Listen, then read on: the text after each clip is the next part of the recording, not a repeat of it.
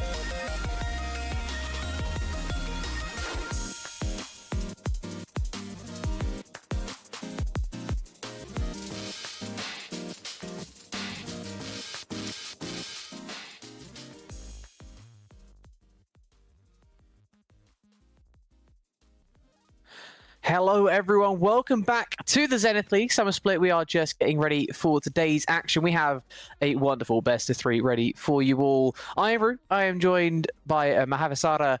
How are we feeling as we enter kind of the end of this regular season already?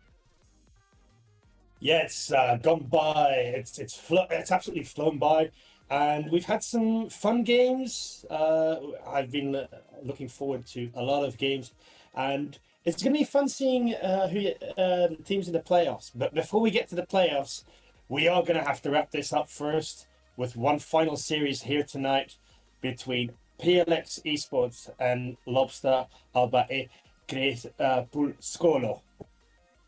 Yeah, Italian, neither of our strong suits, so forgive us for our many trespasses. But I've been reliably informed that it translates to Dusk and Dawn, and I feel like with how that's doing as an item right now, I can work with that one. But we may as well just go by Lobster for the rest of the evening. At any rate, looking very good. But so far, both teams, to be fair, in the regular season, both these teams before today have locked in that top 4 seed, the higher bracket slots.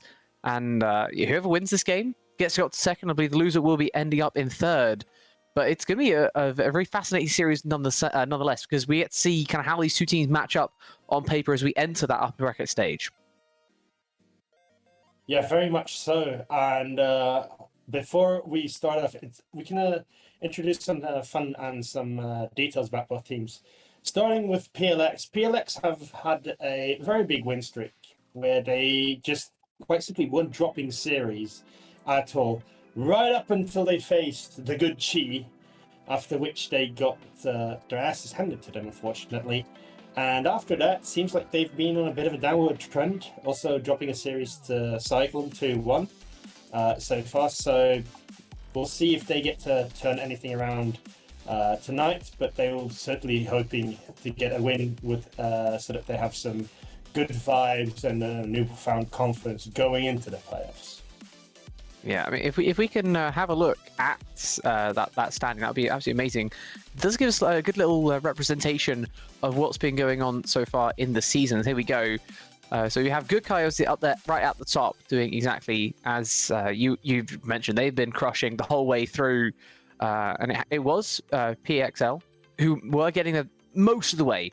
But then they come up against those top 2 opponents, and they've been pulled down just a peg today. I'll be interested to see how they were to bounce back in a series where the other team is of a similar class, right? It feels like those early wins, while definitely being very important, may have been against maybe some different opposition than what they came up against the final couple of weeks. Whereas now they're up against one final test to see how they're going to perform in the upper bracket, and have to see how well they're able to cope with that, as I believe we are just about ready to get into draft as well for you all. There it goes on the screen, that lovely progress time. Are going to tell us exactly how long we have left on these bands. Hecarim and Karma taking away first up.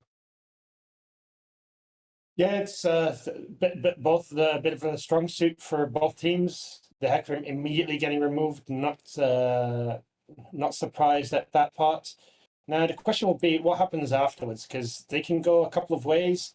Do they want to nerf out certain or target ban certain people? It looks like they're considering the Varus right now. Varus being a bit of a flex pick for the PLX esports team. And on the other side, looks like Oriana is going to get banned. Always a safe pick in the mid lane.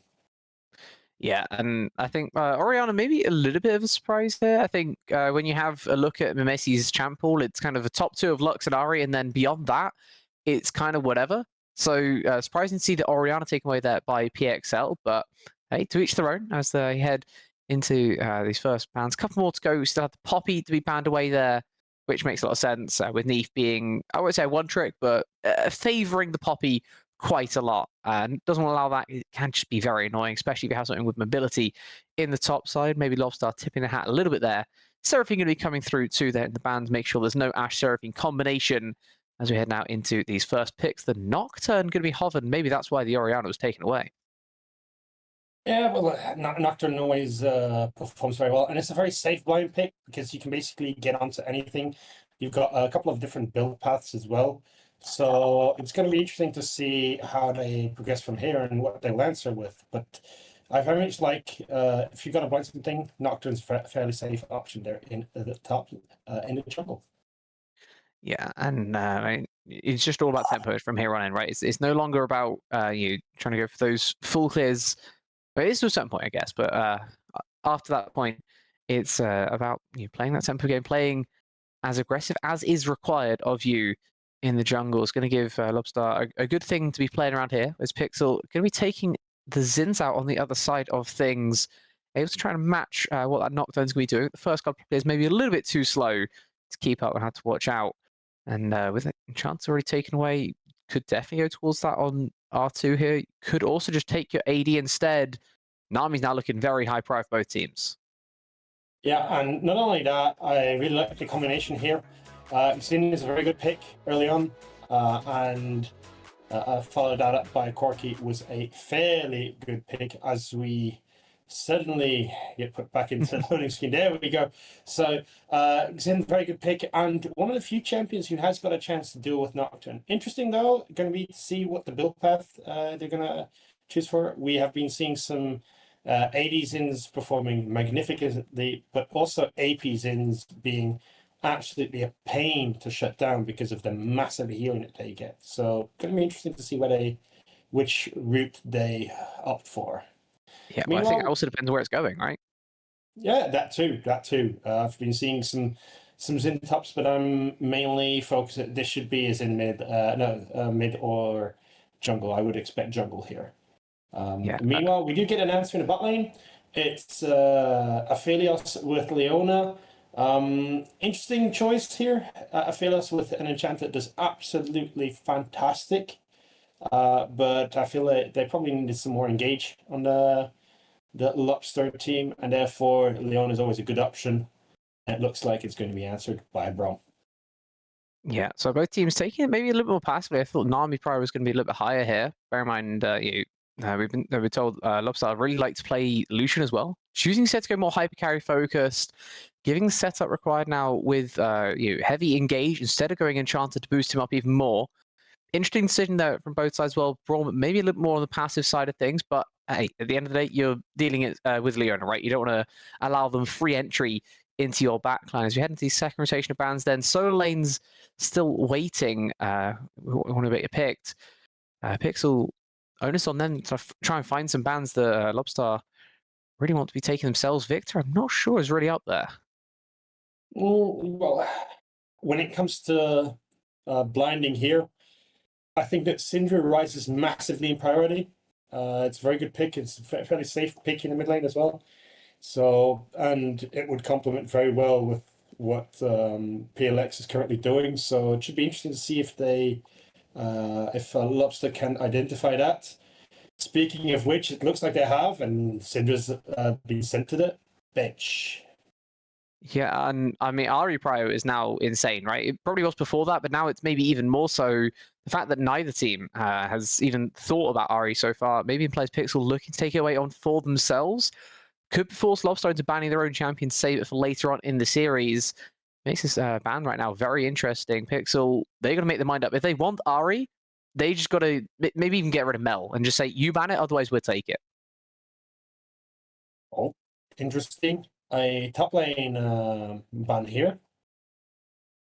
And I gotta say, I like the Shen ban very much because with the Nocturne turning off the lights, the Nocturne coming in with a Shen ult on top puts two people in the back line very easily. So I'm very happy to see that they've identified that and got rid of the Shen. Smart ban there. And the question is, will they identify the Ahri? No, it looks like it's a Aurora ban. I don't know how Ahri's got through this many mid bans. Completely unscathed. There is Pixel. I mean, it's absolutely free, right? Both teams should have a very high priority on this. I know that Lobstar definitely do. Mimesi, we pointed out before, plays a lot of Lux, plays a lot of Ahri. Maybe just happy to take that as the trade. Trade the Lux for the Ahri, but it does mean his champ pool is going to be greatly diminished for later on in this series. Of course, not best of 5 jets, just best of 3s. But still very important if you're losing 2 of your main champs this early on. Yeah, and also Ahri has a fair amount of mobility when it comes to Lux. So taking Ahri away and leaving the Lux open, it's a very decent choice. So I think that's a smart option to go. Now the question here is Sound coming in. If that's a Sound mid, as Ari, you just feel horrible because you just don't get to push it in. As soon as he gets to one item, he's just constantly shoving you back in. You can forget your roams there, and it's just painful to having to kill in Scion. So it's What going about to be Talia? I think there should just be a Scion blinder for the top side. This is kind of my initial read off this one. Gonna go Swain instead. I'm looking at Pixel's draft, and they have 4 dashes so far on their 4 champions. I feel like Talia there is just insanely safe and also has an amazing amount of power as the game gets later. They choose to go Swain instead, try and play things a little bit further back, a little bit tankier, but this now feels like basically a 1 carry comp that Lobstar have put themselves into. I kind of like the Swain here. Very simple because if you look at most of the PLX team, it's all short range, and there we go. We get another short ranged option here, and Swain is going to be absolutely massive as a drain tank, just sitting in there, creating space, allowing others to reposition. So I gotta say, I think this is a very smart one. My only concern here, as you just pointed out, is a lot is going to be resting on this Aphelios late game, because right now he has very little peel, so to speak. He's got no enchanter to buff him up. So this is going to be an interesting option. Whereas, and this is what I do like here about the Gwen is excellent in cutting through tank members. And let's be very fair, there are at least 3 of them on Lobster's team. So that was a very, very good pickup at the end. Yeah, I think Pixel can be very happy with how they drafted for this one. They have 2, maybe even potentially 3, with counting that Gwen in the picture of just high carry potentials. Feels like if they're able to put this Aphelios behind early, Lobster may have a difficult time really getting back into this one. It doesn't feel like anyone else is really able to pick up that mantle if that Aphelios is put down without a Enchanter as well. That makes that task even harder. Really liking how Pixel are drafted here. I think they have great peel back with the Braum to try and disengage from whatever the Leona Scion want to be doing, and they're snap back with things like the Ari to play around on the edges, the Gwen to just fight from the front and still beat through their beefy tanks. I'm really liking this Pixel draft. Yeah, the Pixel draft very strong. There's something to be said for both teams. That will depend on how the laning phase will go. However, I feel that Lobster's plan is more telegraphed than the Pixel Esports option here. So it feels like where Nocturne is going to be pathing. You know what he's going to be trying to do. He's going to be rushing 6 and then probably looking to impact bot lane. So I feel like it's a lot more telegraphed, whereas PLX has more options they can choose for. And the more unpredictable you are, the harder it becomes to execute on things. Also, team fight wise, Lobster is somewhat limited, I'd say. If Aphelios ever gets picked, then it's run for the hills. Whereas PLX have, as you pointed out, multiple options to carry, multiple ways to play around. So I gotta say, if ever if I'd have to gamble on either of these 2 teams, I very much prefer the PLX setup. Yeah, well, that's both of us on the desk then, as we are going to take a short little break while the players go through the client draft. We'll be ready with game number 1 after this. We'll be back in a couple of minutes, and hopefully give us a little bit more time to really reflect on what we think is going to happen. Maybe even get some spoilers as well. How to find out in a few minutes.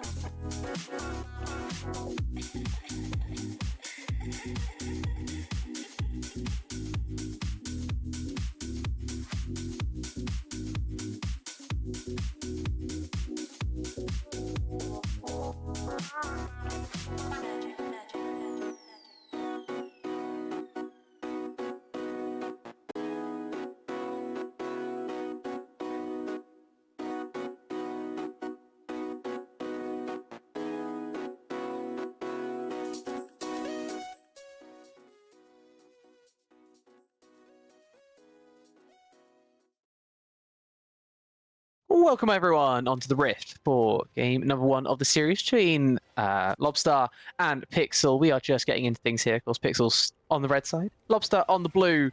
And as we head into things, anything catch your eye instantly about any runes, summoners before we get into some proper action?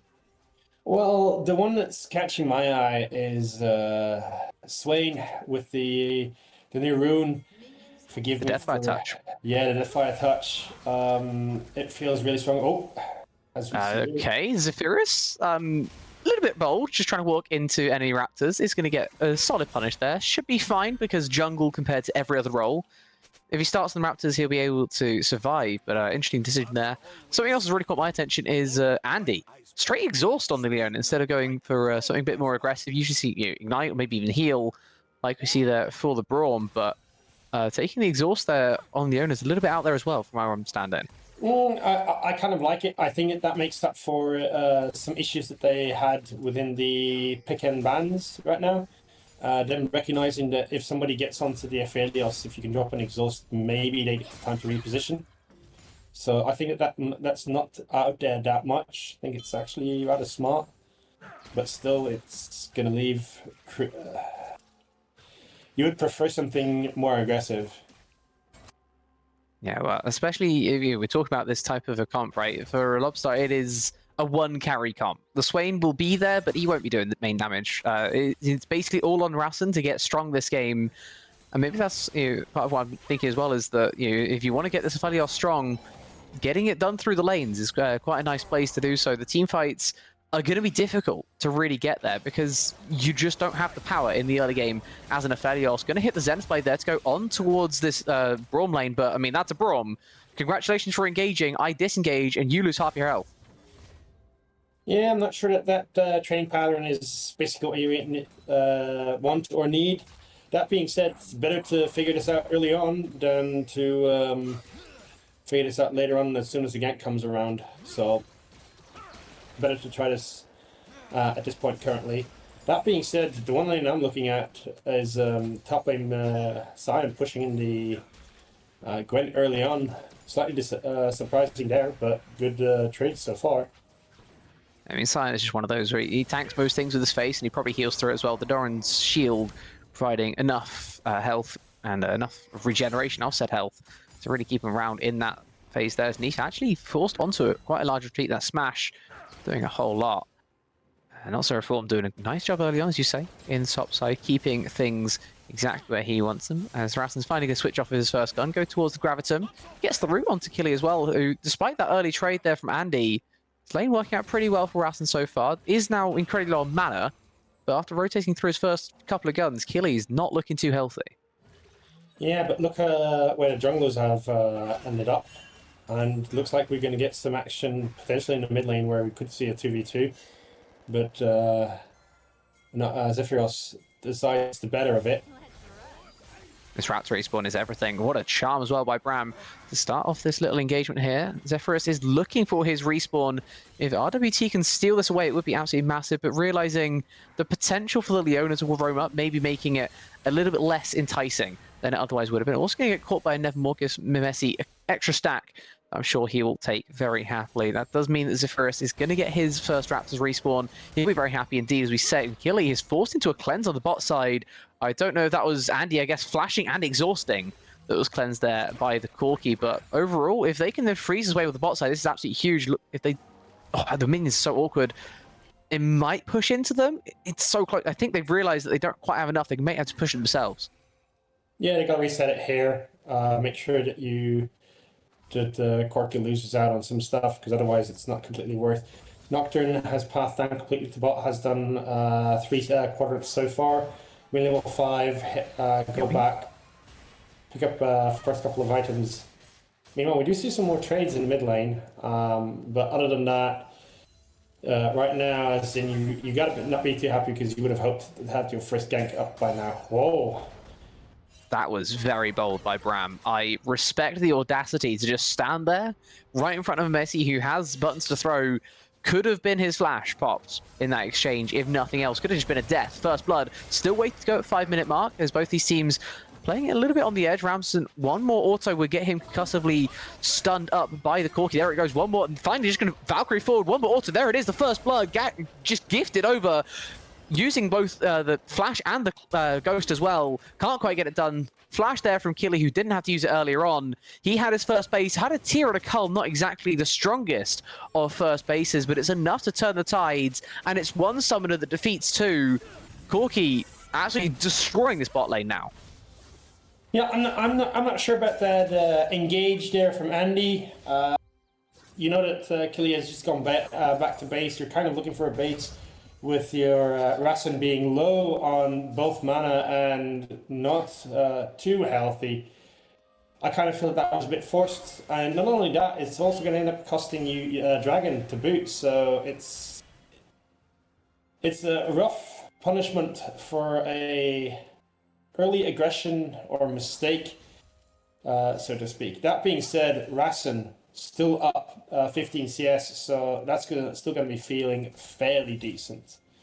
Meanwhile, Yeah. Corki did get the time to back though, so it's going to be interesting to see how the dynamics in that lane will have changed.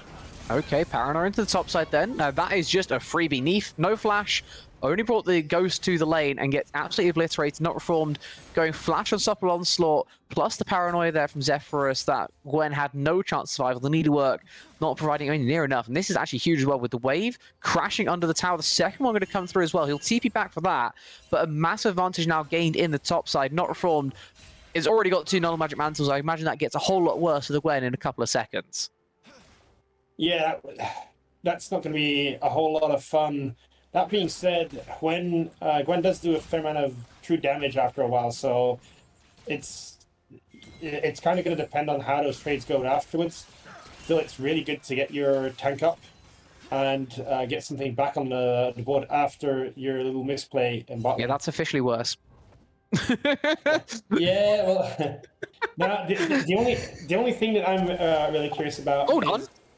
Oh. Okay, Mimesi just gets caught out of mid as well. Nice play there by Grand Chris. Unfortunately, there is a knockdown over the wall. Flashing is going to get the tether range on his E broker, but still maybe has the chance of the kill here. Using the Q to close that distance down. One more will get it there. The darkness providing a kill back as it was flash exchange in mid. It's 1-for-1 overall. Messi actually will be first back alive, but down as well 20 CS. Back to what you were saying about top though. Yeah, no, so what I wanted to say about top is it's going to offset that little mistake in the bot lane, but more importantly, I think, is you get something back, and Sion does what Sion does best, go and hit on those turrets, create a fair amount of pressure, and I gotta say, I think his build path is rather easy this game, with 2 solo lanes being both AP heavy. So it's going to be interesting to see how that's going to progress afterwards as well. Meanwhile, we do see Nocturne opting for the early grubs and having Leona move over. So I gotta say, I like this. Careful on bot though. This is dangerous times now for Rassen. Sorry to cut you off, but I mean, if they knew that the Leona was nowhere close, then this would have happened a while ago. Instead, they're going to wait for the Ahri and the Xin Zhao to both roam down. Now, Rassen has no summoners, and I'm going to say no chance at survival here. Maybe he gets a kill on his way out the door, but there is just no way that you can escape from that one. Standing under the turret there, when you know that your Leona's you going for those grubs on top side, the Swain moving up from mid, the Nocturne guaranteed to be up there because of the grub timer being a global announcement. Hey, our jungler just took this camp on the top side. I don't think we can be there as the Aphelios, and a nice punish there going to come through from Pixel. Granted, it's a good punish. Then on the other hand, I don't know where Rassen wants to go otherwise, because otherwise he's just got to drop too much. So you you'd have to back off. That being said, Andy's doing their absolute best to make sure that that wave stays out so that Rassen can catch up a bit on things. But this being said, a nice little gold lead is starting to develop for Pixel early on, and Rassen being down two kills for the Corki. It's not where you want to be, considering this is a 1 comp carry. The next couple of minutes are going to be really important with resource allocation, and everything is going to have to go towards Rassen here. And this is what we talked about before. It is a 1 carry comp. If Lobster can't make this Aphelios a whole lot stronger than he currently is, then you're going to struggle, right? That they are just going to suffer if they can't find a way to get gold onto this Aphelios. But as things stand right now, still waiting on his flash to come back up. The Drake is spawning in 30 seconds on the top side. You can try and force a fight if you want to, but I think you may just be completely outmatched. RWT, rather, my bad, is close to his first item of the Sunder Sky. Ram is close to his first item, Malignance. The Corki can take a little bit longer. The Triforce does take its time to come online, but Rassen's not even close to his Collector right now, and I'm not even sure if I believe in Collector first item Aphelios anyway. It doesn't feel that great now. What I'm more interested about the Aphelios is which gun rotations is he going to opt for, because you've got a boatload of gun rotation that you can go for. Everybody knows about the red-white don't fight option. However, the way more balanced option, DPS-wise for me, is green-white. So that's a really strong one to go for as well. Neef is roaming down here. This is actually a 5v4 if somehow Lobstar decide to take it. They haven't spotted the Gwen. Finally, they will on the Drake. They can try and go for the smite fight, but RWT has already taken it, and now they've got way too close to the sun. They have flown. They got their wings chopped straight off. They have melted. They have just been deleted. That Nocturne didn't stand a chance. Zephyrus punished for the first time in this one, but there's still some Spirit Rush charge left. Nice charm onto Rasen, and now they can even turn the play a little bit further. Maybe an overstep. RTW gonna get destroyed by the turret instead. A small overstep there in the bot side after getting the double kill. Could have just disengaged. Bearing in mind that your Gwen had to leave to find their way back up to top because Not So Reformed is doing this to your top side. He's also going to be doing this to the Gwen. My god, what is that damage? This guy is built purely magic resist, and he's still able to do that to a Gwen. Does he get the kill here? No, he's not. Oh, they traded again. He's not going to get the kill, but he's going to force back that Gwen, who just ran top as well. So this is going to be a massive swing in gold, especially, and going to make sure that your front line is going to be really, really strong. Welcome back to top lane. Enjoy paranoia, enjoy fear, enjoy many forms of death that actually aren't going to come through just yet. Going forward is a little bit crazy. I know your Xin Zhao's right next to you, but the healing is maybe actually enough to get this to work. Reef just running away, waiting for RWT to be the one to get this kill. The Smite going to slow down the sign a little bit longer, but the Doran shield healing is so much. He's back up to 300 HP already. One more auto. No! The Nocturne's going to steal away the kill. The Gwen has been deleted. Neith didn't have a chance, and RWT now maybe in a lot of danger. The zombies passive. Zion, Not So Reformed, going to make it a 2-for-1 in his team's favor. What a crazy play in the top side. As back down to bot we go, because Rasen is getting destroyed by Ari. One more Spirit Rush, one more Orb of Deception, and this Aphelios is officially 0-4-0. Not a fun time for him, but the rest of the map is just amazing cinema to watch. Yeah, it's very enjoyable to see what's going on, and fights galore. Gold is getting traded everywhere across the map. The only problem is gold is not getting traded onto the one place where it has to be, being Rasen. So we've got a very, very strong Bram who will be absolutely lethal on flanks. And that now means that the job for Andy is going to become all that more important, making sure that that ward placement is going to be absolutely perfect to spot out Ari early on so that they can deal with this. Meanwhile, we did say something about the dragon earlier, but 2 dragons over with the soul coming up. Meanwhile, in the top lane. Okay, so 2v2 wasn't great. How about we try a 3 versus 1? Not Reformed is just going to be able to walk away from that. The needlework invested. Neef, unfortunately, not going to get the value out of that as Bram. He's going to get caught here by the Noxian Vision. Throws out a charm, throws out an Orb of Deception. Finally realizes he's in a lot more danger than he thought. Spirit Rush is coming off cooldown just now. He's going to use it as it does, as both ultimates going to get popped there on the mid jungle as well of Lobstar. An exchange, but also the flash burnt there by the Ari. But it means that you cannot be walking up on mid. Your Nocturne has just committed his ultimate to the bot side. Why are we walking up on mid? Yeah, right now there's a bit of a problem for Lobstar's team because you need to find a place where Rasen can safely CS. Because right now, Killy is the one safely CSing into this tank and just taking whatever they want. And I gotta say, for PXL, it's a really smart rotation because Killy is the one person who's going to be doing AD, and guess what Siren has mainly been building? MR up till now. He's working on an AD item. So very smart rotation and lane assignments there. And if you're Lobstar, you've got to sort this out. This is something that you absolutely have to sort out because otherwise your affiliates will get no gold whatsoever. Yeah, I'm partly surprised that he's even managed to get himself an item. He's also going to find himself in a 1v0 lane. Those are a lot nicer to be playing in at this time. Indeed, Bram is going to eventually get down there, but he may be the one in a lot more danger. Going to spot out that control wall, going to try and Spirit Rush under the turret and may get him to safety. There's a Braum on the wrong side of the rift now as well, dodging away from Rasen, who is in a very awkward position himself. Make it a 3v2 on the top side. Zephyr is trying to escape, but you can't escape from a Valkyrie. And Andy is now caught out as well. He's just going to fall down. Noxian Vision is going to provide a couple of passive stacks, but that is going to be absolutely it, as Neef is also forced into retreat on the top side. The needlework, I think, maybe got rid of the Kanik shield. Congratulations. Yeah, I mean, it's crazy early value on the Kanik Rook run. And this is the one disadvantage when you pick two lanes. If both of them have got the same damage profile, it makes it real easy for a tank to build. So, gotta say, smart to work early on, and the first item is completed for the Nocturne as well, which is going to be interesting afterwards. And what I'm more kind of interested about is to see how is this Swain going to build. Meanwhile, we do see that the third dragon is going to get taken, and that means that soul point is going to be secured, and a potential soul for 21 and a half minutes, something like that. Yeah, very early for a soul. And I think that's something that now is basically just a win con for Pixel, especially when they've already put Zephelios that far behind. We talked earlier about the damage just not really being there for Lobstar, as there's going to be a fight over the Rift Herald. They will secure it with the smite, but that will also be a sacrifice of the Nocturne to the cause. Bram's going to go sending it in with the Spirit Rush. Going to get a nice charm, but it doesn't quite land on the person he wants to. Trying to get Mimesi caught out instead.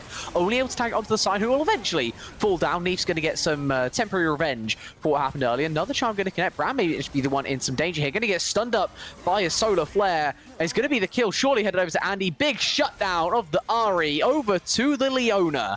We can debate whether that should or should not have happened, but if the kill presents itself, I guess you may as well try and take it. Gustavo's going to stack up once more. One more would have got the stun. But instead, just going to allow the Leona to walk away with her bounty secured, because you have this much tempo to just try and act on mid. Doesn't quite get the tower, but still a whole lot of damage dealt. And all this time, Ratton was trying to farm in the side lane. Does do precisely that, gets himself about 30 OCS than when we last saw him. Also the turret, going to get him back into the game somewhat. Yeah, but very much be interested to see the gold differences per lane, because I got the feeling that there's a This is a second item that has been secured in the top lane, but across the other lanes, it's like a flag. Oh no, the Corki has second item, guys. Watch out. We're 18 minutes in. That's not good. This is where, for me, the concerns come in, is you see that the carries on the Pixel side both secure their second items, whereas you're still on one item and some components for the first one here. Now, really important, Andy is trying to step up and secure the vision as much as he can, but Diki Kiku is giving no inch whatsoever, making sure that he's contesting every single ward he can and trying to set up that vision and staying in control of the area around the Drake, which for me signals very clearly what the idea is for PLX. Yeah, still 2.5 minutes on that though, so the vision down there not maybe as important as it will be in a couple of minutes' time. Instead, just trying to make sure they can spot out where this Nocturne is going.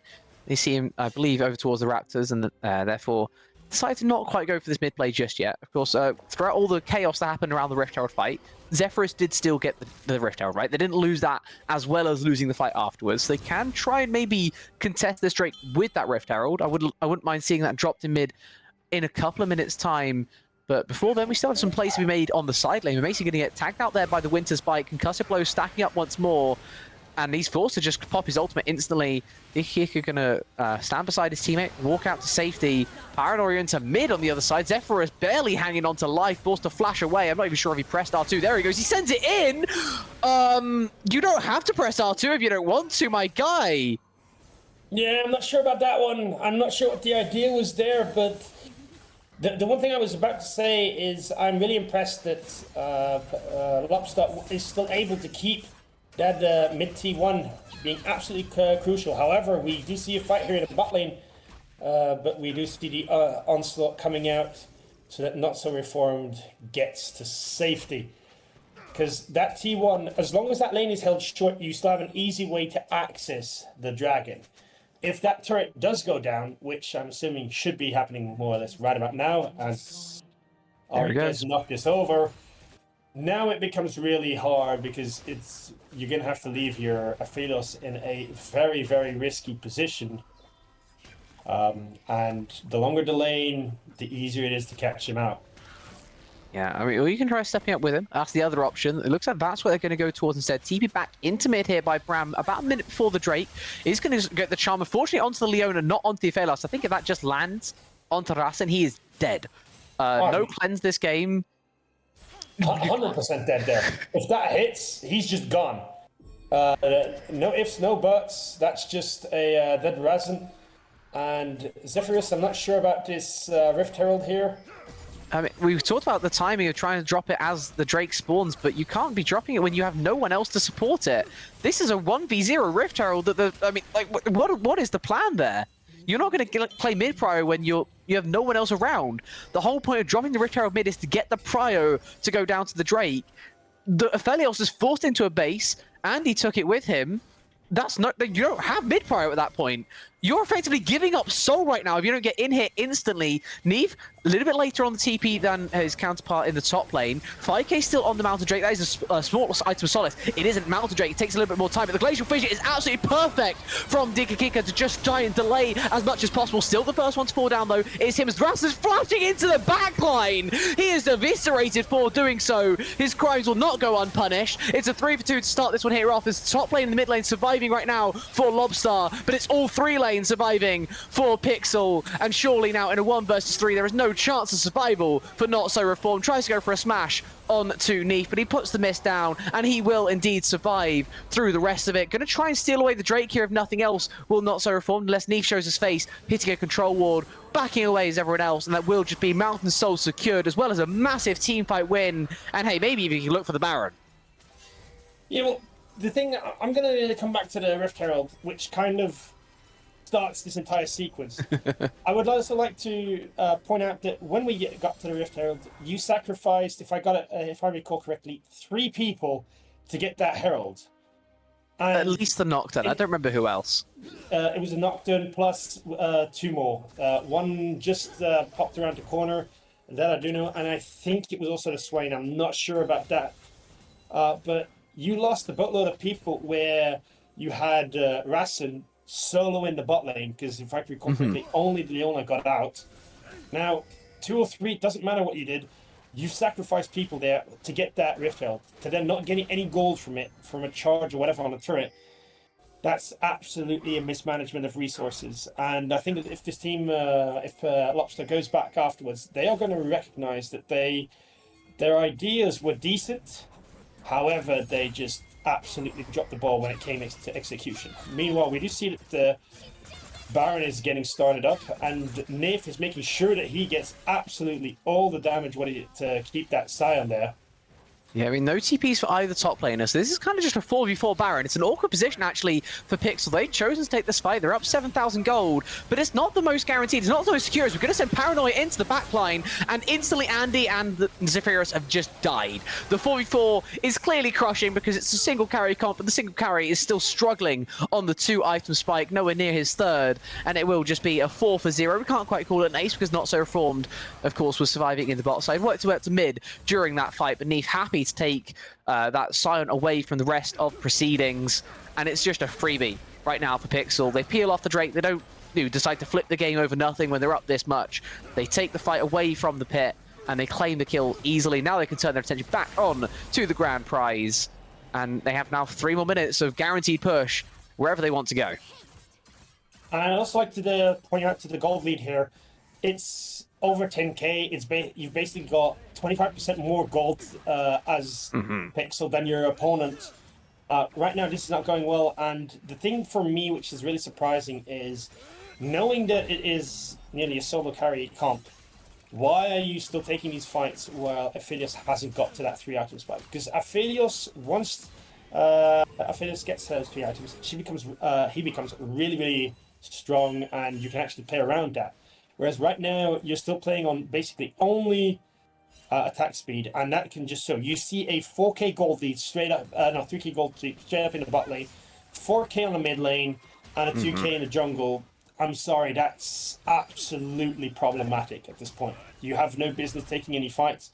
And the problem is, you're going to get forced into one in 3 minutes' time when that Elder comes up. And I don't know, or unless there's a massive mispositioning from Pixel, I just don't see how this is going to turn out in their favor. I would be hard pressed to find that scenario in my head right now, but I mean they're going to keep on trying, of course, right? There's no reason to give up all hope just yet. And worst case scenario, go next, go game 2, because there's still plenty of time left in this series. But Zephyrus may realize that his jungle is no longer the safe place that it once used to be. Nice solar flare, going to stun up 2. They may look to turn on this one, actually, as they have got some nice damage into mostly the door, as it's instead of going to be not to flying to the backline and disappearing instantly. Did Kiko amazing unbreakable work there to just tank up through absolutely everything thrown in his direction. Survives basically the full team fight of Lobstar, and from that point it was just a fight that was unfightable. Bram survives as a result through the solar flare, through all the dex damage, deletes Zephyrus, and now the siege is that much stronger. Neef TP's down, a little bit late to the fight, but still happy to turn up for the end of things. He can continue that split push down in the bot side now, instead of playing 1-3-1. Going to play 4-1 with pressure absolutely everywhere across the rift. A couple of seconds before these guys do respawn. There will be time to fight once more, but I'm not sure if they even win the fight if they take it right now. They may just have to hope for a pixel disengage for this Elder Flip. And I think that's the best chance. Or they can go for a fight. Okay, let's try to go for a fight then. Andy sending into the backline. He's going to get deleted in about 3 seconds' time. There we go. Solar Flare in at the least at the very end. Nice AoE damage going to come through here from the Aphelios. Argon Blue Guns has got the Inferno to do a whole lot of damage, but it is not quite enough to get through these insanely tanky health bars. The Mountain Soul providing so much value, and it will end up being a 5-4-2. Not quite a 5-4-3. Neef going to be able to dash away right at the end there from Zombie Scion. So just the jungler and the support falling down. The two that you'd expect to go for Pixel. The 3 surviving are the 3 solo lanes who've always had a strong place in this game. The Gwen took a little bit of time to scale, but the Ahri and Corki got going off rip, and that game was never really close. Nope, it was a very one-sided affair, and I think I see the idea from Lobstar, but I think you go back to that and recognize that you were a bit too maybe naive or aggressive within the draft itself. There were options there to make sure that you had a couple more fights to take, but at the end, the fight that ends up costing them the game, I don't necessarily dislike it, because basically Pixel had used the maximum amount of resources already, so they didn't have all their ults up, and I think that that's the best time to pull the trigger. It's a now or never situation either way. Trying to get some gold back. Decent amount of damage from the Aphelios in that fight. That was a bit surprising as well. I was happy to see that, but it's a little too late in the end. And I think that we could have seen a bit of. I wonder if you should have just given a couple of things earlier on and made sure that you had that advantage. Or at least not the biggest disadvantage going later on into the game. You didn't stop the bleeding, and I think that that's a really big one as well. When you're in game, you got to recognize when, hey, we know we've got a one carry comp. It's not going our way. Let's try to slow things down, think about what we want to do next, and actually go with a plan instead of seeing that Nocturne always use his R2, which Zephyrus was kind of far behind, and at that point you just gotta be like, okay, I used my ult, we repositioned, we didn't lose anybody, let's just back out. Yeah, well, a whole bunch of things I'm sure Lobstar will be looking to change headed into game 2. We're going to take a short break before then while we get everything ready. The draft will be in a couple of minutes, but until then, we're back when game 2 draft is ready.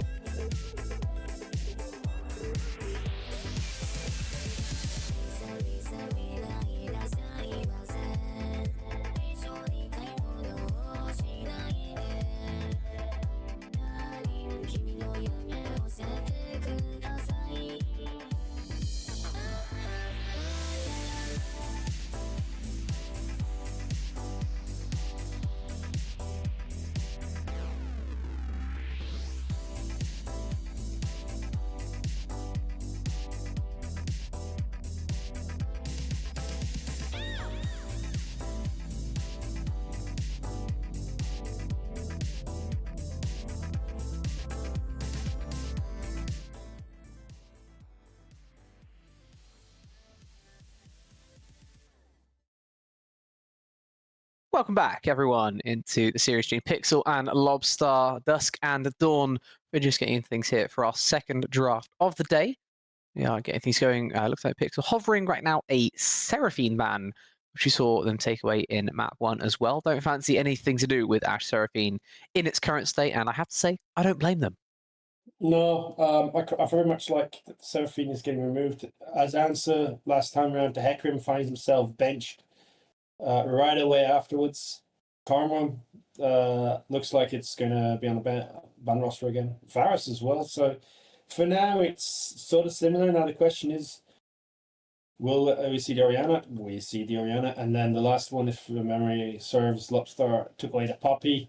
Mm-hmm. Question here is, will this be a Poppy or will there be an adaptation in the pick and bans?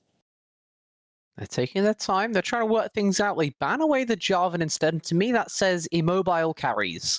When you get rid of a Jarvan, you are playing things, honestly, like the Varus that they banned themselves away from, but of course not the only one of its ilk. Caitlyn still very much so there, even though the Aphelios has been taken away after game number 1. Pantheon, though, does a very similar job. Very good lockdown and also very good mobility for getting around the lanes.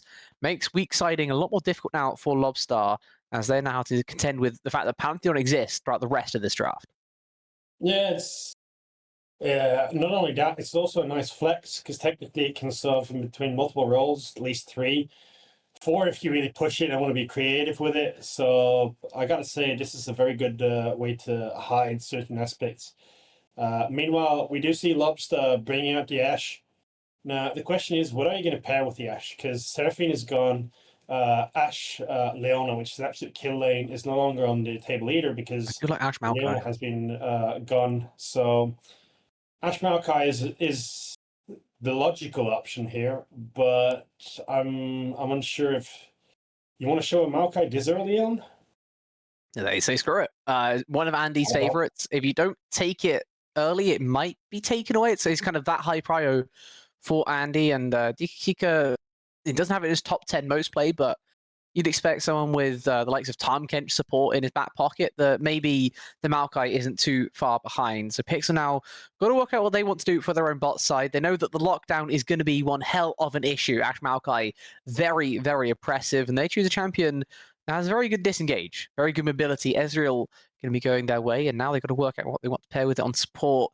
Do they go mobility? Do they go enchanter? Or do they try and just take the fight with it? Yeah, I very much like the Ezreal here. Make sure that you can basically just dash away. Well, not really dash, it's a blink away. So I gotta say, smart decision there. And we'll get to see what happens afterwards. So, as we saw earlier on, Shen was on the ban list and the R2 bans, and they do secure it here, which means that they're going to have a delivery system for this Shen because it's going to be Nocturne ulting in on the back line and Shen probably coming with him. So it's already. Pantheon BS. I very much like this a dive comp with a Ezreal to who has self peel for to reposition. It's looking like a nice comp now. The question is, what is Lobstar going to round out their comp, and particularly the R3 option? It's going to be a Victor because here at the R3 position, you've got 2 ways to think. You either pick something blind for your solo lanes and then protect planet, make sure you deny certain things, and you can effectively have 2 really strong picks in your draft, or you can just match. So here, Syndra, very good matchup into the Victor. So I like seeing that removed. And the question is, what will the second mid lane be? Because I'd expect them to get rid of another mid laner here. Yeah, I think they could, but at the same time, you're the ones playing Victor. He doesn't really need that many bans. He's a great neutralizer, but he's not going to ever really get himself that far ahead in lane, and protecting him is therefore not as important. You take away the side lane threat from the other side, the Syndra, which definitely can get on top of Victor, has been denied, but I think now you can honestly ban for your top side as well if you want to. If there's something that you don't like seeing blind, if there's something like that in Nivea, which is very flexible for Pixel, then I think you can just take that away instead. I really like what that is because Neith absolutely loves that bird. Yeah, and the other thing that I was just thinking about is with the Nivea ban, it could very well be a Shen support. Let's not forget about that. This could very well be a Shen support, and not necessarily a top lane Shen. So the Anivia ban is a very good option, and not only that, it would have freed up for him to potentially go Yasuo, which is Yasuo into Victor, is a fun matchup. He has all the, as long as there are minions around, he has a massive amount of abilities. So very much like that Anivia removal, and we'll get to see here what Lobster are going to pick after PXL also remove Olaf.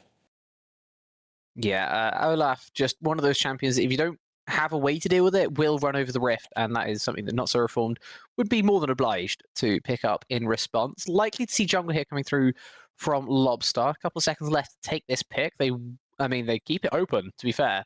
Taking the Mundo can go in either direction.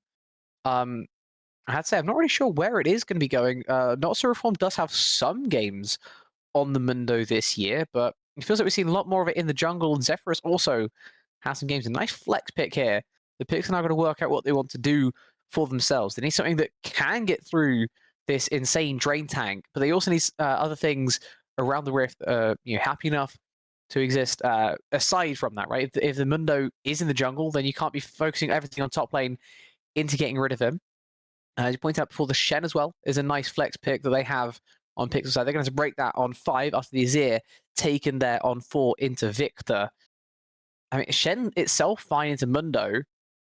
Do you want to take something else as support and then assume Shen's either into Mundo or blind, or do you want to go support here? I'm not too sure. Depends on how you feel about the Shen here. Because Shen into Mundo, remember, Mundo, once he scales up, he's going to have that infinite push to deal with, and that means that Shen gets locked down into the lane. Meanwhile, they do round it out with a Nautilus, which provides another form of very clear engage. So I gotta say, Pixel has drafted a fairly easy team comp to execute multiple ways of delivering the Shen into the backline there with both Pantheon and Nautilus as an option, or if you really want to get creative with it, with a Shreem Shuffle. So gotta say, I really like that. Meanwhile, Lobster coming through at the end with a Viego as an answer, because they had that flex Mundo, and Mundo into Shen was a fairly decent matchup. I gotta say, this is a really, really interesting pickup, and it looks like we're going to be in for a very, very fun game. Yeah, I think Lobster, they took their time. They try and work out what they wanted. They will end up taking that matchup. It's not the best for Mundo. I've typically seen this being quite Shen favored. He has ways of deleting max HP that not many champions can really live up to. Viego on the other side, though, adds a whole other carry into the mix now. It's almost the opposite extreme coming through from Lobster, right? For game one, we were a little bit annoyed at the fact they had so many there's so few carries rather, that they didn't really have many other win cons. They had to play for their Aphelios, and unfortunately it didn't work out well for them. This time it feels like it's almost the opposite. They have like 4 carries that could potentially do things to win the game for them, but this could also be one of those cases where it's too many cooks in the kitchen. Yeah, but still, even let's look at this team comp, with the one exception probably being the Viego. If any of the others fall behind, they're still going to be really useful. If Ashe falls behind with her arrows, she's still going to be really, really useful. Victor falling behind just means that he gets delayed on his upgrades, but the upgrades are still going to come through, which means that at some point, if the game goes long enough, you will have that ever-expanding ultimate each time it gets an assist or a kill. And Mundo, same, likewise here, even if he gets delayed, as soon as he gets to that warm-ups plus one Giants belt, he will have access to infinite healing, so he can take absolutely stupid trades. And at that point, I do feel the matchup with the Shen kind of flips around, because Shen, unless Shen decides to match, which I think would be a bit of a mistake in terms of itemization, that Mundo is just going to be pushing in that Shen and basically bullying him out of lane. So I gotta say, I very much like what Lobster have done. They have multiple options, and it now kind of falls on how is the game going to progress here. You've got, you don't have one single plan or one single win con. You have multiple across the board, and now it just is going to come down to how do you allocate the resources correctly. Meanwhile, for Pixel, Now, this is a bit different here because you've got a really, really strong mid laner who's going to do absolutely fantastic with scaling, and an early game or a fairly early to mid game jungler to bridge the gap to that late game with Nautilus and then the self-peeling Ezreal on the side. So, gotta say, but well thought out comes on both sides, and this should be a way more even fight than the last time around. Well, we will indeed hope for that. Game 2 just around the corner. We're going to take a short little break once more before we get into things. Thank you for sticking with us. We'll be back in just a few when Game 2 is ready itself.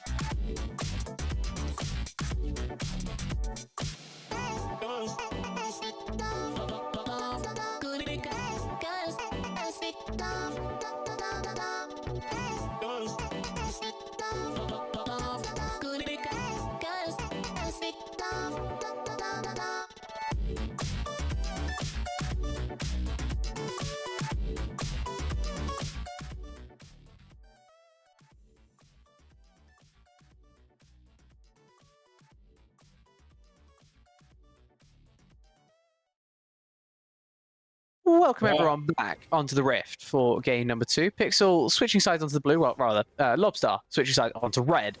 We are ready to get into things, just getting underway. Is there anything catch your fancy this time in terms of runes? I don't see anything quite as outlandish as we saw last time. No, it all looks pretty straightforward. So I gotta say, the only interesting one for me is Diggy Kicker opting for the Glacial Augment there.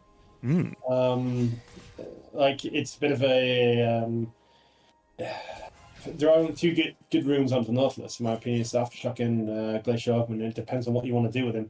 So this will provide a bit more of zone control, which is something I do like. On the other side, it's fairly standard, straightforward. I'm kind of curious to see what kind of builds they'll opt into, but other than that, it should be bog standard stuff early on. Yeah, well, something has caught my attention. It might drag us up to the top a little bit more than we otherwise would be, is Neef going aggressive with the Ignite here in a lane that is meant to be winning for the Shen. After getting not the best of times on Gwen into Sion, this time has another matchup where he should be the one being aggressive, has got the Ignite, should be able to lay down some heavy pressure on to Not So Reformed, as the rest of the lanes are happening as they happen. Junglers this time with similar side pathing instead of opposite. They'll be meeting up at the bot crab in a minute or so. And until that time, it should be a little bit of a little bit of a, I don't know what I'm trying to say, like a pressure scam, I don't know. Just look in bot lane. Sure, why not? Let's try that instead. Stop me floundering. Okay, just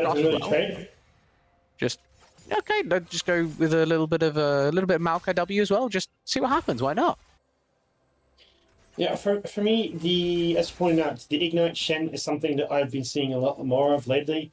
It also generally turns out better because with the extra teleport that you end up getting, granted it's on longer cooldown, but you still have your Stun United to basically join any team fight that you're supposed to be in. So it gives a bit more of lane agency and get a bit more kill pressure in not just the laning phase, but also in the team fights afterwards. Yeah, and I guess the other thing you can do with Ignite is because of that stand Ignite, you don't just have to affect your lane with it as well, right? If something appears in mid or bot that's too good an opportunity to pass up otherwise, turning up there with an extra summon that can apply that anti-heal where it's required, if Andy is maybe the one that you're going for, that Maokai healing is very annoying, if nothing else. Just lock him down a little bit longer, but plenty of decisions to be made as the junglers have eventually made their way down to the bot side. RWT a little bit late on his clear, finishing at about the 3-minute mark. Means that he's not going to be here in time for the crab fight. We're just going to go hooking it straight in as well. Double summon it instantly there from Rasen, as finally Zephyrus also turns up, and Dikakika, the one on the massive retreat. RWT, nice use there of the E to try and escape for the most part, as Killy is able to get one back support for support to start things off. First blood headed over to the Viego, turning into a Nautilus to try and confuse me there on the right-hand side of your screen. He'll be glitching back nice and soon. Whole bunch of summoners used, but still a 1-for-1 overall. I gotta say, I was watching that team fight, and I felt that there was a bit of a mixed decision making when it came to who were they really focusing there.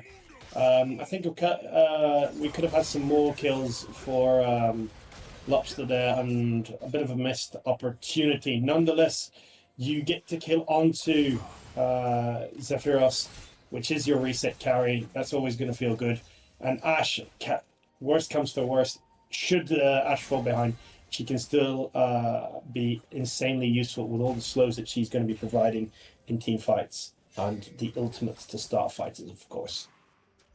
Yeah, bunch of utility means that it's not as important that Rasen is the one that gets ahead this game, right? It's a lot more important that kind of your team in general gets gold. What we talked about in draft is the fact that instead of being a 1-carry comp, this is much more like a 4-carry comp, as RWT is spotted after taking his base. He killed the crab, gone back out.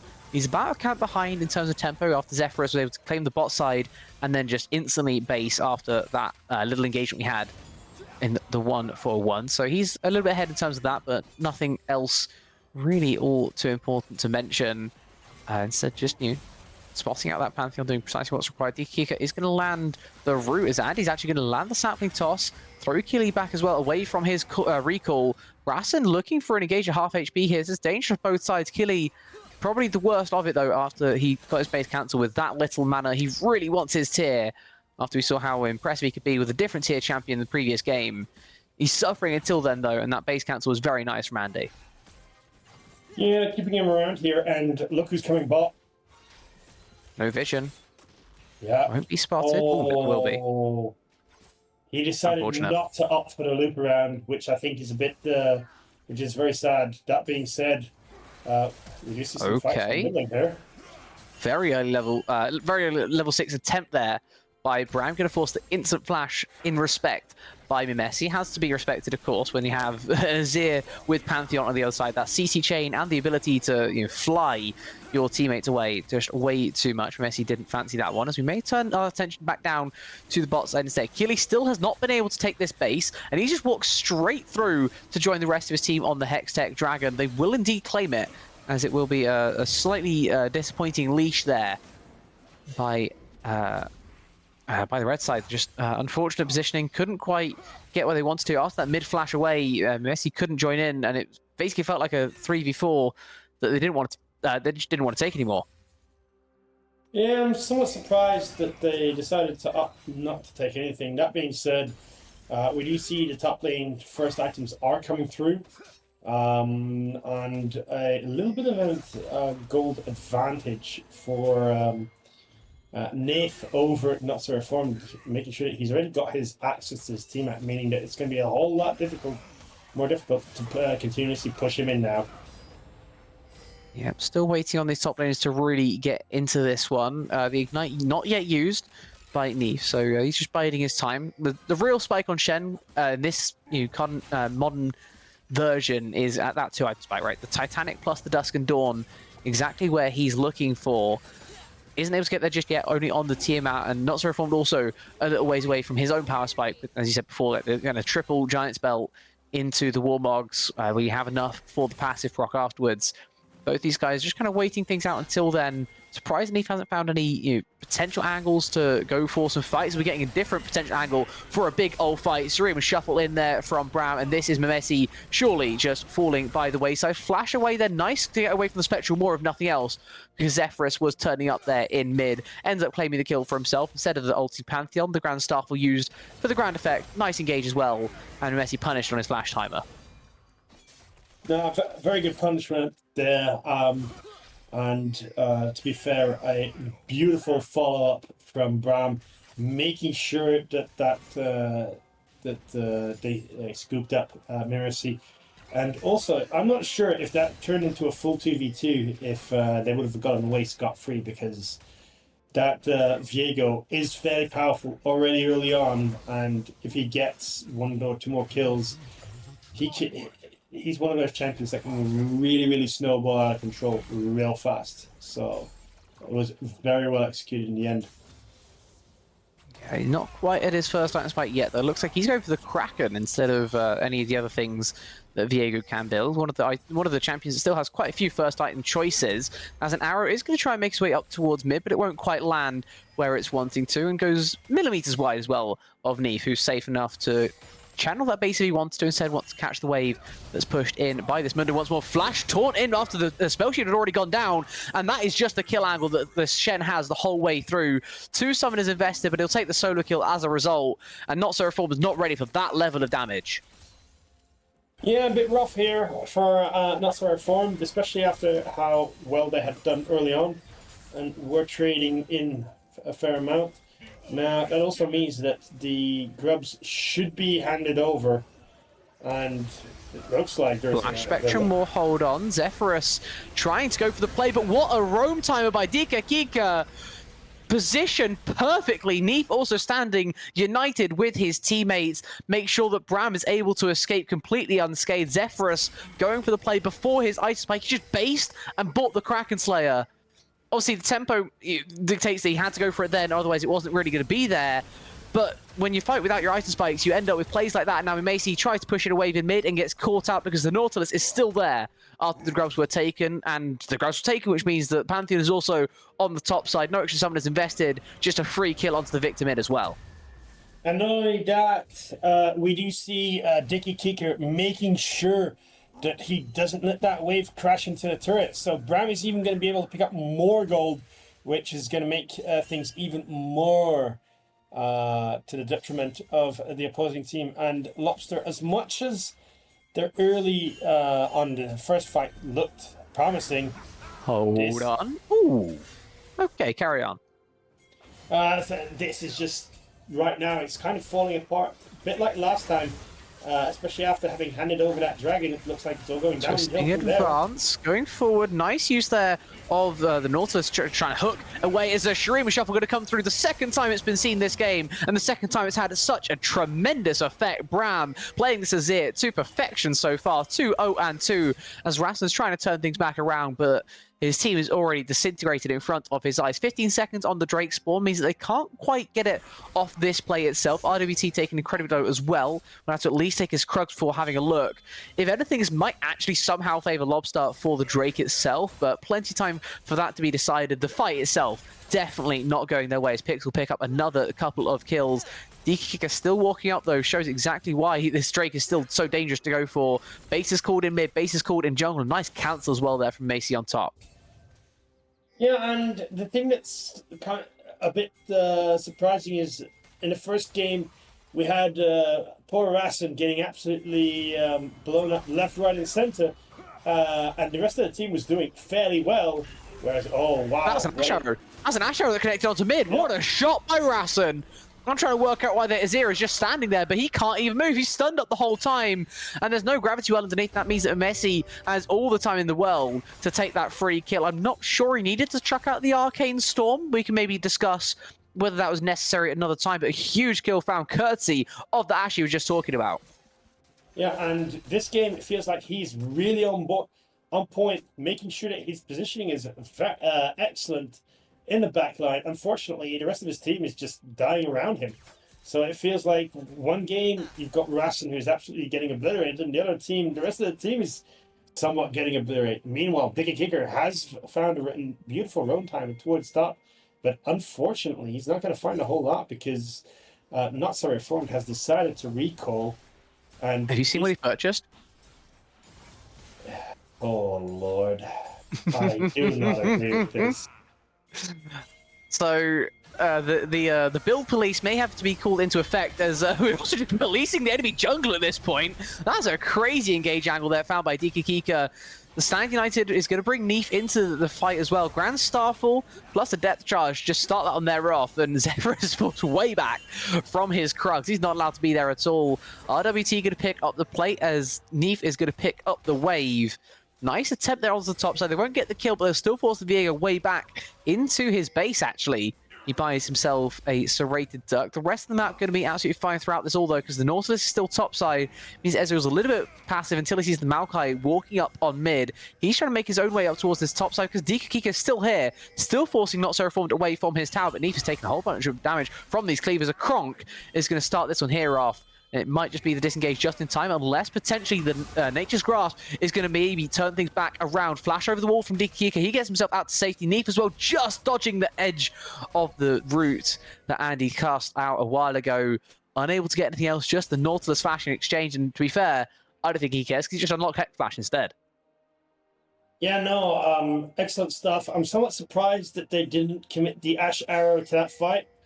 That being said, I got a feeling that if Rassen throws an Ash Arrow there, that Killy might just completely unload onto him in the laning phase, which is why they didn't end up sending it, because that would have been an ideal opportunity, in my opinion.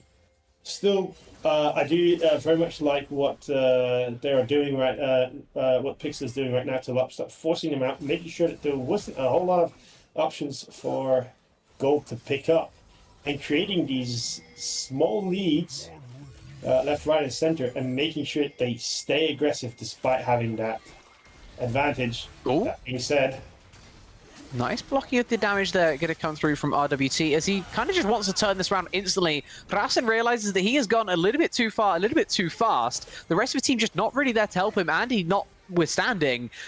The Maokai rather, there's just not enough to be dealing that damage with. Bram can dash over the wall and get himself out to safety when he shifts those sands. I understand the idea for the play, but it ends up in Rassen just burning double sums because there's no extra follow-up. The Viego's basically coming out of base. The mid lane is not even close, and you end up walking into a Pantheon. yeah, I think that well, maybe a little miscommunication regarding where the backup exactly was, because if that Viego is just a bit closer, then I think this is an entirely different outcome. Still, I do like the fact they are trying and looking for opportunities to get back into this game and not just sitting there and waiting for something to happen. Yeah, take a little time now to have a pause. The next Drake spawning about a minute or so's time. These final bases before that Drake fight happening. Should at least be the final first item completed there, as Killy will base for his Triforce. Stand United into mid. We're not going to have any time to reflect, as it's not actually Stand United, it's a Grand Stop. There's Stand United. I was correct the first time around. Didn't see a shield. Nice taunt onto the Maokai, and he just melts. Vandal Pipes be damned. That guy is not tanky at all. Nice pickup. Gonna have to take maybe an extra base before it is time to go for the Drake. But a great pick found, and Andy will also be back on the Rift, so maybe not that useful, as we have a jungle fight as well. RWT pocketing his passive, flash away, going for the Heartbreaker, but I'm sure his heart will be more broken than anyone else on Pixel's team. Nice frame down by Brown, picks up the kill, and there's also a solo bolo in bot. What the hell just happened? How is Achilles not even tagged? He's not even taking damage! What do you mean he's just gonna kill? Yeah, it feels like a little mispositioning, or maybe Rassen was looking at the wrong part of the map, seeing if he could commit his Ash Arrow. The other thing surprising to me is that the Ash Arrow, in the end, wasn't even used. I'm fairly certain that Killy just blew him up without using that, so that's somewhat surprising. Meanwhile, this does feel like Pixel is going to then get complete control over the dragon area, and he's going to secure them. Secure ourselves once again a mountain dragon. Yeah, second time this series we've had a mountain solo. This time slightly delayed, right? This is not a 21-minute solo. For the fear fact of there's been one Drake apiece so far, and this third Drake's also a bit later, as Bram is looking to go forward onto a Maokai under his turret. Now, need I remind us all that Maokai has a whole bunch of CC, and a lot of that is knockback abilities that can push you in directions you never really wanted to go. This was pre-ulti as well. He had no Emperor's Divide. He still doesn't have Emperor's Divide available. Very aggressive play there by Bram, ends up forcing his own flash, and he flashing in response, but I'm sure he'll take that when you're down kind of 2,000 to 3,000 gold, when you can trade summoners evenly, you can trade anything evenly, especially when it's support for mid-flash. Exchanges like that, very welcomed by the red side in this one, as Lobstar try and work their way back into this, with also a bit of side lane pressure here from Ranson, getting as much time as he can on this bot lane tier 1. Yeah, and meanwhile, if we take some stock of the game, it's a 2.5k gold lead in favor of Pixel. But I gotta say, this game nowhere near over just yet. Plenty of options to still play around, and for me, right now, I'm wondering if Not So Reformed is not regretting his build path for the time being. Still, Well, he has just spent a lot of gold. I'm going to have reserved judgment on that one, because he has just spent a whole ton of gold. If we can flick back actually to his items, I'm much more interested to see what he spent it on. Because if he's got himself the Warmogs, he may have got through that kind of worst part of the game. Oh, no. Is he not even going... What? He's going Titanic? No way. Okay, we just ult into the bot side. Grand Starfall in, Heartbreaker out. Zephyrus trying to escape. The Blast Cone is not there as his friend. The Blast Cone finally going to send him away, but it's not to safety just yet. Instead, the Death Charge under the turret. Kika maybe one's caught out. He's tanking turret shots, flashes away to relative safety for now. The Nature's Grasp went the wrong way for Andy, trying to lock down the Nautilus instead of everyone else. It's a really awkward fight. No one actually going to die in the exchange, but it's a whole bunch of ultimates used, and even a couple of summoners. And meanwhile, look at top. Look where Not So Reformed is. He is just like, okay, well, you've just ulted away, but I don't need to be there. Therefore, I'm going to keep tanking. You couldn't be there. And I'm not sure you want to be there where you are right now. Oh, What the hell? Why is he dead? So why is he dead then, eh? What's happened there? I'm going to guess based off what's cooldown. That was an ultimate by Brown once more. Shreem and Shuffle kind of does those things as Neef looks to go aggressive. The Ignite ticks away and Andy just does not have the healing at that time to work in his favor. Kika tries to hold on to this top lane tier 2, which has already lost 4 of its 5 plates. Gets a cleaver thrown at his face as well as a maximum dosage apparently forced for Not So Reformed. I'm not sure if that was necessary, but he's used it at any rate. And Raston's also looking to try and make a play work here onto Neef in mid. Has the ability to stop auto attacks from hurting him for a little while, but has to be so careful, especially when the Viego turns up with a Rift Herald in his hands. Drops it down. That should at least get a charge onto the turret, and they may be able to do what they weren't able to in game 1 and claim that mid tier 1 nice and early. Eventually, maybe not. Oh, no way it survives. No way it survives. And Zephyrus definitely doesn't. That turret, can we please click that turret's HP? 42. 42 health left on the turret. One auto from anyone would have got the job done. Instead, it's a play that costs Raston's flash, which was basically just off of cooldown. And they also lose their Viego over it. We're looking for gold positive plays right now. We're looking for turrets when they're given over, but they're just not found at all by Lobster. They keep missing their opportunities and they go flying back the other direction. Pixel happy to pick up the pieces and they're even looking for more as Andy's caught on a little bit of a bramble smash. He can't get out of there, finding a throw it away. He's looking to escape. RWC does not allow him to. Spear through the heart will finish off the Maokai. Trees typically cut down by spears, we all know that to be true. Kika, nice disengage there with depth charge. Well, Rassen caught out with no flash, tried to ghost in as it's Zephyrus does have his Heartbreaker, gonna get one more proc on his passive, but nothing else he can do there. Couldn't even press the ultimate again. And it's just a 4-for-1. And we're even Grand Starfalling up as a jungler to clear out top wave. I mean, the tempo diff that's happening right now is just insane. And it feels like game 1 all over again. And I take no pleasure in saying this, but the issue is that game 1, Lobster kind of fell behind. Things weren't going their way, and they just kept fighting and fighting. And we talked about, after game 1, maybe finding a way to just slow things down. If it's not going away, resetting, making sure, analyzing what are your win conditions, what are your lose conditions. And right now it just feels like they are committing over and over again into a fight again and again, and not even giving themselves a chance to scale up. Because Mundo scales very well.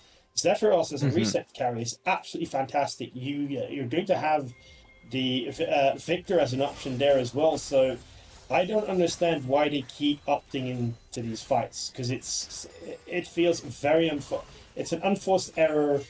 And they just need to slow things down. Meanwhile, we do see another TP coming in. Yeah, we're going to go for another fight. I like the idea of this one, but it feels like they've executed a little bit too late. The Drake timer has already been there for too long, and that gives plenty of time for Pixel to take their resets after an extended bot play and make their way back down to bot and get another beautiful hook from Kika to finish off Not So Reformed. The heal used, but I'm not sure he'll care about a simple summoner being used for such a winning team fight. 2 more kills in their back pocket, support and top lane taken out. Another Drake goes their way.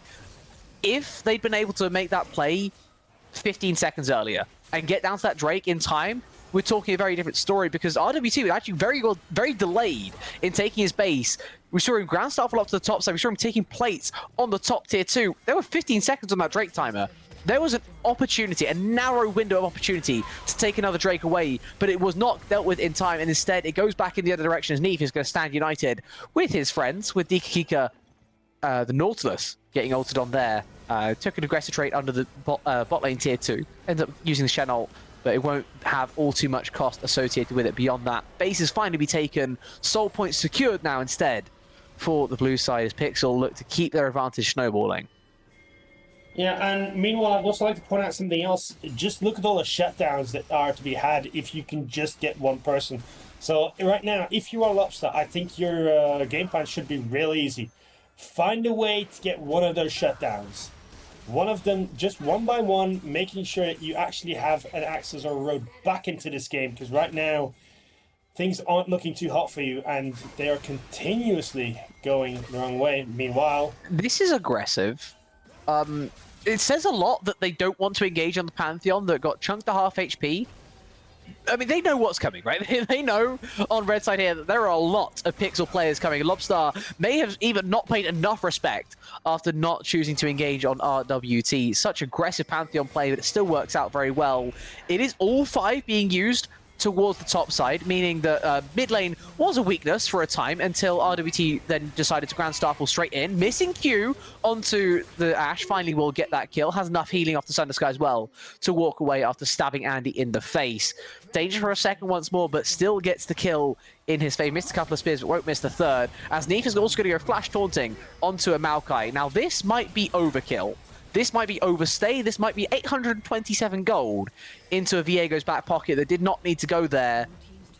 I have to say, of all the plays that Pixel could have made, this is not the right one. Sending everything onto a top lane tier 2, Baron is there. If you want to go sieging, get the worm.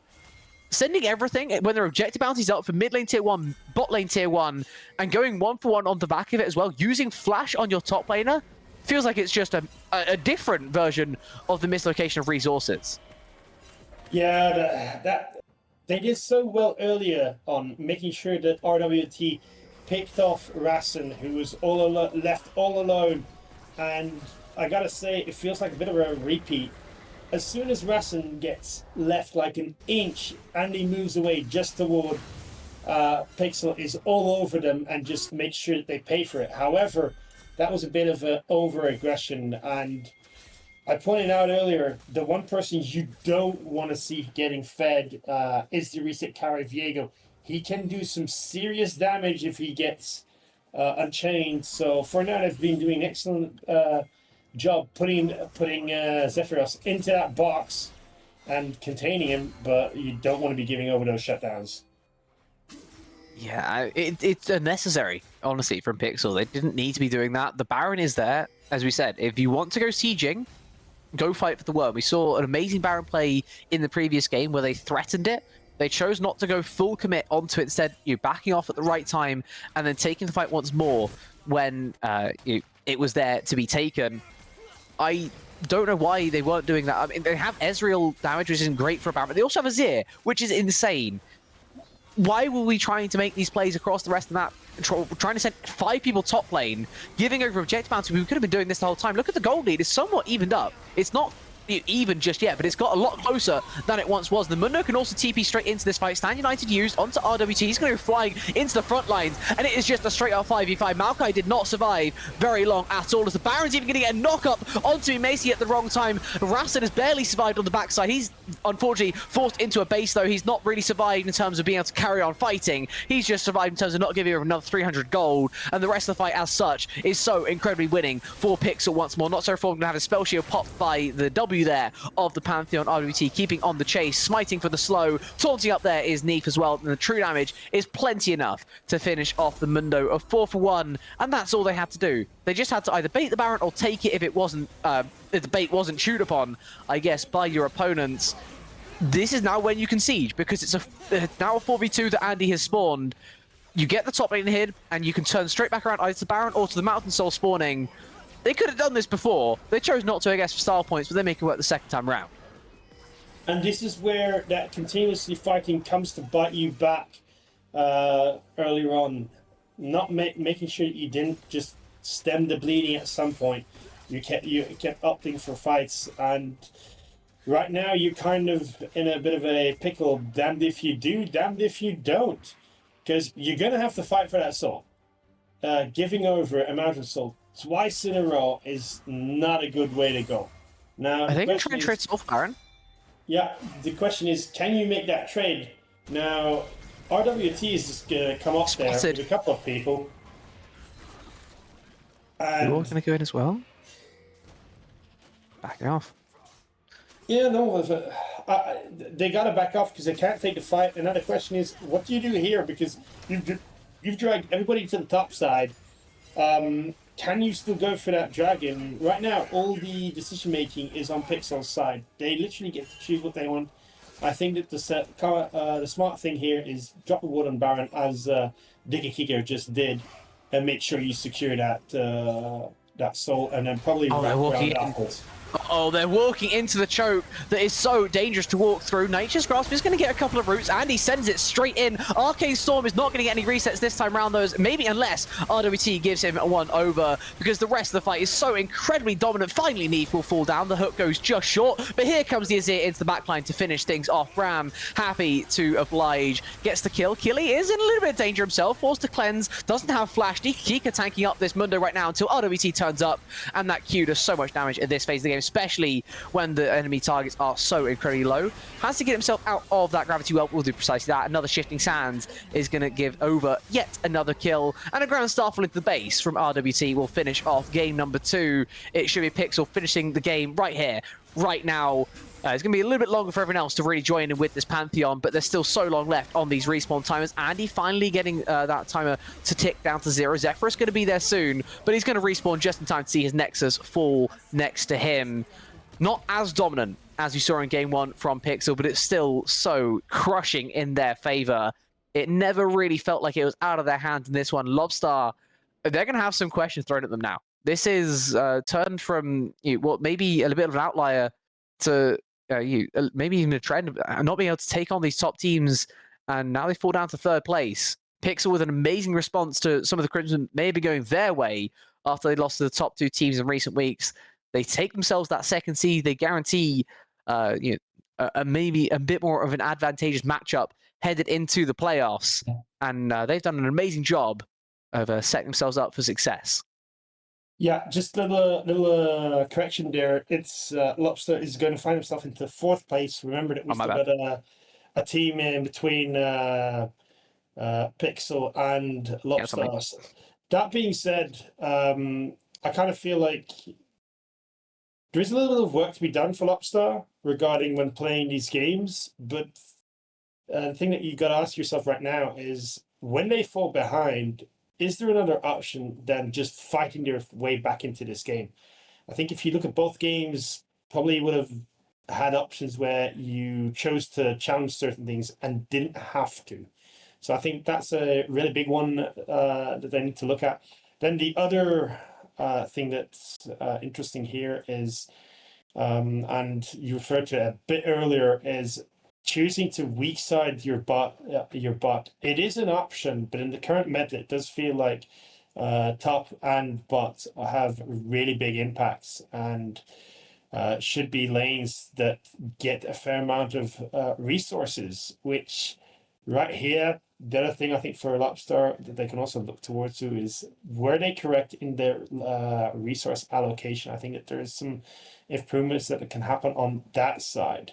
Still, overall, 2 entertaining games, bit faster than I would have expected, but entertaining nonetheless, and packed with plenty of action. Plenty of action indeed. Pixel picking up the victory, and thank you for correcting me. It is 4th place for Lobstar at the end of things. They find themselves now at the bottom of that lower bracket. At least they do have the upper bracket, right? They will still have a good chance moving on through these playoffs. But their first game, I don't imagine, will be all too simple. I believe that will be a 4 versus 1 matchup in the upper bracket. So good luck to them. As Pixel will be taking on Cyclone in the 2 versus 3. At least that's what's happening there for Div 1. Before we go, I would like to mention that we will be back nice and soon with some Div 2 action. The playoffs just around the corner. They'll be starting on Thursday. Thank you all for watching, and we hope to see you then. And until then, thank you all for watching, as we say, and we'll see you guys next time. Bye-bye for now.